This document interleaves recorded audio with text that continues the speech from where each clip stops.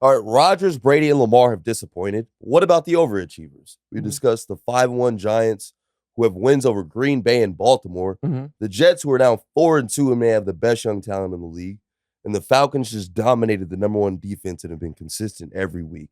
Who is the biggest surprise in the NFL this season? Okay, so let's go through, though, and you know what? I would include Seattle in there. I know that we don't have them listed, but Seattle was supposed to be in contention for the number one pick of the draft. They just won again. Geno has been sensational. And so now, do they have impressive wins? Not really. They beat Denver, who's not very good, Detroit, who's not any good, and Arizona, who's not any good. But I would at least include Seattle in the honorable mentions. Atlanta, who is one of the teams that beat Seattle, Atlanta, I give them credit for finding a way to make this work with Marcus Mariota at quarterback, and with wins over. None of their wins have come over terrible teams. In Atlanta's, where they beat Seattle, they beat Cleveland, who finds a way to just shoot itself in the foot every single week. By the time Deshaun comes back, they're cooked. Right. And then yesterday's win by Atlanta over San Francisco was phenomenal. They beat San Francisco, and it wasn't fluky. They beat them by 2 scores, just dominating that football game. So I will give the Falcons credit.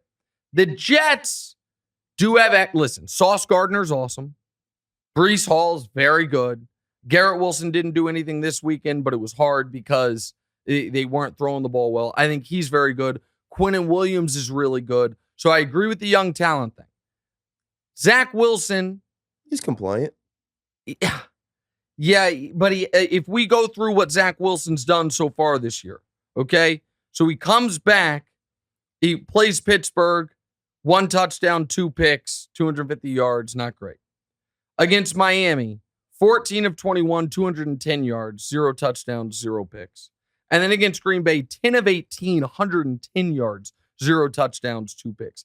Zach Wilson is right now taking advantage of the fact that people love quarterback wins, and they've won all 3 of those games. He hasn't been great. He needs to be better, but the Jets being 4-2, right now the Jets are the 3rd seed. If the playoffs started today, they wouldn't be the 3 seed. They'd be the number 1 wild card team. They have the best record of any non-division leader in the AFC. So I give them credit for that. I don't think that's sustainable. The biggest surprise is the Giants. The Giants, there we go. Yeah. I thought the Giants were going to be terrible. Yeah. Not only are they not terrible, they are winning gritty games where they're losing late and finding ways to win. What's up? A few weeks ago, it seemed like you were you were not entertaining the Jets. No, the Giants. I was not. And I said they might be 4-0 and be a bad team. Because I was like, they could beat Dallas with Cooper Rush, beat Chicago. I was like, but then they're going to play Green Bay and Baltimore and get their teeth kicked in both those games. Instead, they're playing Green Bay. They're down 14 in that game, down 10 in the second half, and they find a way to win. So are you on board with Daniel Jones and the Giants? Well, how far do you think they could take Okay, so then let me just finish real quick. And then Baltimore, another game, they're down 10 in the second half, and they find a way to win. So I think Daboll's doing an excellent job. Saquon is awesome. Right. The defense is playing well. Like, it shows you what a bad job Joe Judge was doing coaching that team, because it's mostly the same players, right, and now they're 5-1.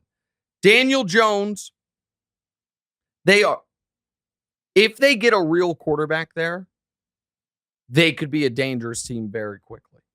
Daniel Jones right now is doing just enough. He's not killing you. I give him credit against Baltimore, made a few nice plays, and he has stopped fumbling the football, which was his biggest problem.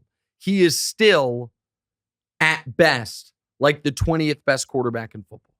So I think he's a future career backup, but to be 5-1 in that circumstance, let me give you a quick prediction on what's going to happen with them. I think they're going to sign Jimmy G this offseason.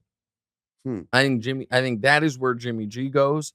And so that's where I think this goes for them. But they have been the biggest surprise. Daboll's been the coach of the year, and Saquon's been unbelievable. One last thing, but it's not in the rest of the show. I just want to mention it here. And this is not a surprise, but it should be noted. Arizona being consistently this god-awful, particularly on offense, particularly in the first half of games, is just unforgivable. It's just utterly and totally unforgivable. Do this math for me. Arizona in week 1, 7 first half points. Arizona in week 2, 0 first half points. Arizona in week 3, 6 first half points. Arizona in week 4, 3 first half points. So now we're up to 16. Arizona in week 5, 10 first half points. That's not terrible. So now we're up to 26.